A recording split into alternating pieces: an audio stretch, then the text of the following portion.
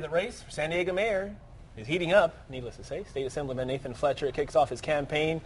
He joins us here this morning. Good morning. Hey, good morning. Thanks for having me on. Hey, man. You know, a couple of weeks ago we were talking about this, and now it's official. It's official. We're running. Okay, the decision to run for mayor of San Diego, Why did you decide you're ready for this? This is a challenge that you can take on.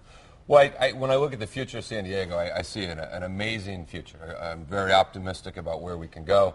And I represent a new generation of leadership that I think has the energy and the vision and the demonstrated track record of getting things done to be able to put us on that better path. We know the list of people who want to be mayor, official and unofficial. It's it's lengthy. Mayor Jerry Sanders and Councilman Kevin Faulkner have endorsed an opponent. Sure. They have not endorsed you.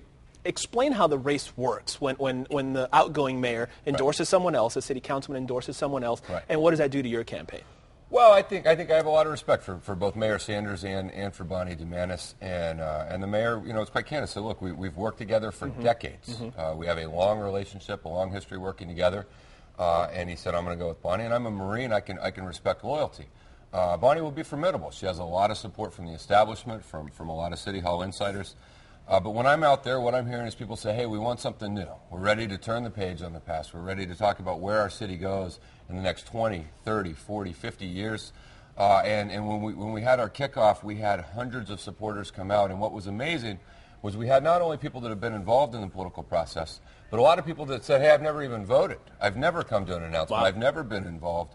And so I think one of the strengths of our campaign will be to tap into that new generation of supporters, people that are ready to turn the page and start fresh. I think a lot of people got to know you, of course, through your work with Chelsea King's family and Chelsea's Law. Your experience in the state legislature, I'm not sure exactly how many years have you been in the legislature, and do you feel that you're ready with that experience that you have to lead a city as big as San Diego? I think my experience is one of my greatest assets. I think the combination of having led men in combat, literally making life and death decisions under direct enemy fire, gives us an ability to confront difficult environments, to make decisions when there's no margin for error. And then you add on that experience with a demonstrated track record of having got things done. Being able, if you can go to Sacramento and you can bring people together and you can deliver results, whether it was tax reform, Chelsea's Law, fighting for our local schools, time and again we've demonstrated an ability to identify a problem, bring a coalition together, lead, and get it done and deliver results. And I think the combination of those give us a great foundation to make the case to the people of San Diego for why we should be their next mayor. You're 34 years old. You don't feel that your youth is going to play a role in this? It's an advantage. I think people are ready. They're ready for a new generation to step forward, for a new energy. You know, and I think generationally we look at problems differently. We bring a fresh set of eyes to an old set of problems, and in a lot of ways, I believe it's time for that for our city. The council approved the budget for the next fiscal year this week. Would you have voted on it? I know you've seen it. Would you have voted on it the way that it eventually came out? And what did you think of it? Well, I would have supported it, but so much of what's happening, it doesn't go far enough. It doesn't do what we need to do. You know, for example, on libraries, we had an entire debate about how many hours you reduce of a library system that's remarkably similar to one we had 75 years ago.